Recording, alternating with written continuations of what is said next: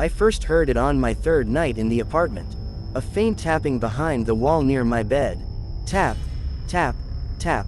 Soft, slow, almost curious. At first, I thought it was a mouse. Maybe pipes expanding. Old buildings make all kinds of noises, after all. The landlord had warned me that the place was built in the 1970s, and old bones creak. But bones weren't supposed to tap. And certainly not rhythmically. Tap, tap, tap.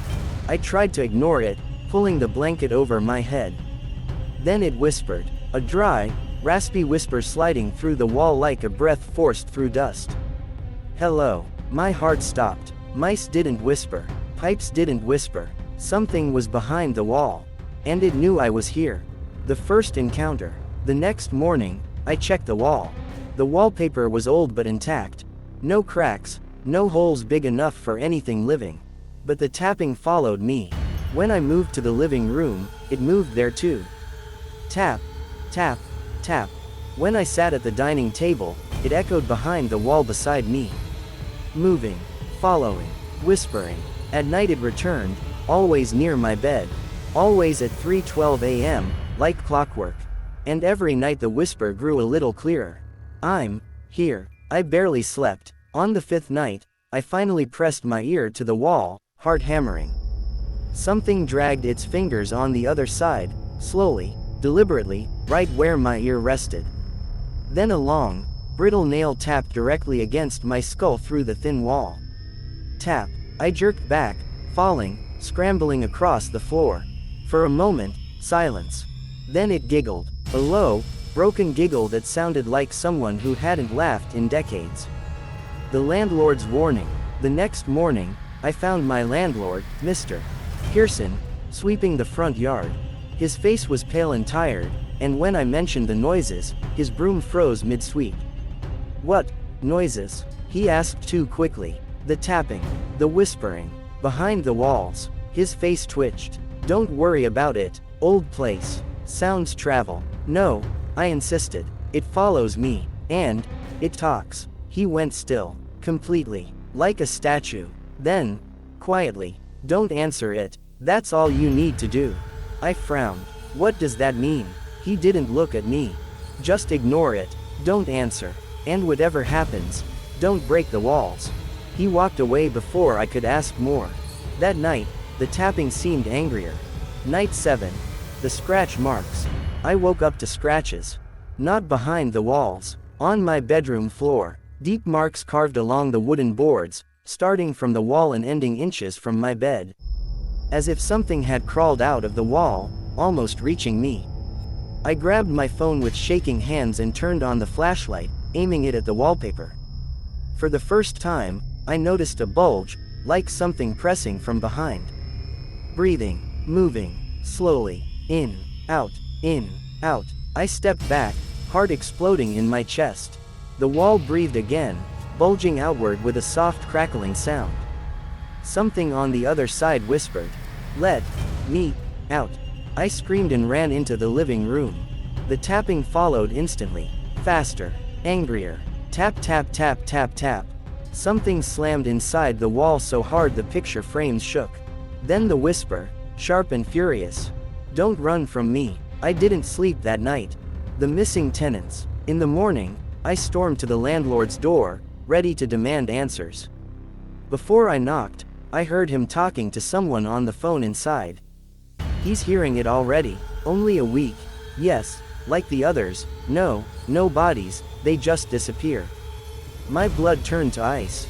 He opened the door, startled to see me. "You're leaving," he said quietly. Not a question, a sentence. "What did you mean? Like the others?" I demanded. He sighed and leaned against the wall, looking 20 years older. "This building, it has something inside it. Something that moves between the walls. It chooses someone, whispering, calling, wearing them down. And the tenants before me." He swallowed. "They vanished. Every one of them. Police found their rooms empty. Clothes still in closets. Food still on plates. No signs of struggle." I stared in shock. "What does it want?" His eyes met mine with pure fear. A reply. Night 8. The voice knows my name. That night, I sat on my bed holding a kitchen knife. My hands wouldn't stop shaking. At 3:12 a.m., the tapping began. Slow, rhythmic, but the whisper was no longer soft. It was right behind my ear, coming through the wall like the plaster was paper thin. Daniel. My heart stopped. It knew my name. Daniel. Let me out. I covered my ears. Go away, I whispered. The tapping stopped instantly. Silence thickened the air. Then it said, clearly, sharply, and louder than ever. Answer me. The wallpaper tore open like skin splitting. A crack widened, thin at first, then stretching. Something pale pushed through. A hand, but not a normal hand. Too long, too thin. Skin stretched tight over bones. Fingers bending backwards unnaturally. The nail on the index finger looked like a long, yellow talon. It scraped the air blindly, searching. Searching for me. I ran, cornered. I locked myself in the bathroom. For 10 minutes, I heard nothing. No tapping, no whispers, no scratching, just the slow dripping of the faucet and my own ragged breathing. Then, tap, right behind the bathroom mirror. My blood froze. Tap, tap, tap. It was inside the wall behind the mirror. Coming closer. The mirror trembled. A crack split down the center. Then the voice, soft again. Daniel, there you are. I backed against the bathtub, knife shaking in my hand. The mirror shattered outward, spraying glass across the floor. And behind the broken shards, peering from the dark cavity of the wall, were two pale, bulging eyes. Staring at me, unblinking, unhuman. Then the thing began squeezing through the hole, bones cracking, joints popping, limbs twisting unnaturally to fit through the small space. Its head bent sideways, neck stretching inches too long. A wide, thin smile cut across its face. Finally, I ran for the front door. The thing screeched and scrambled after me, its limbs bending backward as it crawled across the floor at an impossible speed. I grabbed the doorknob, and froze. The door was already unlocked.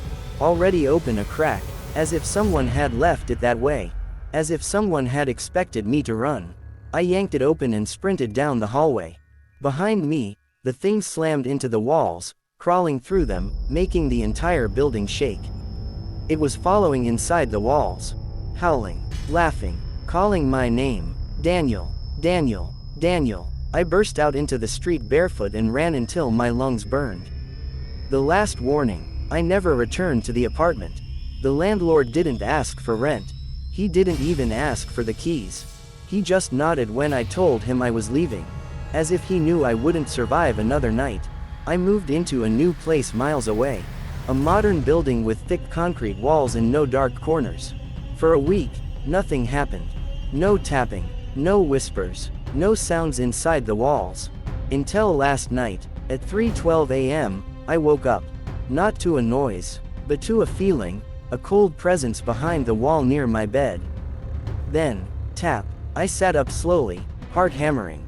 Tap, tap. Then the whisper slid through the wall, soft and familiar. Found you. My world collapsed in a single breath. It wasn't in the building. It wasn't in the walls. It was following me, just like the landlord said. Once you hear it, once you acknowledge it, once it learns your name, you belong to it. And now, it's inside my walls again.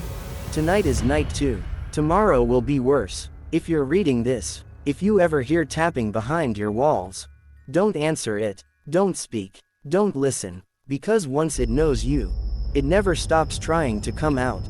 And once it comes out, you never get to leave. If you're new to the channel and enjoy horror stories, make sure to like the video, subscribe, and share it with your friends for more terrifying tales.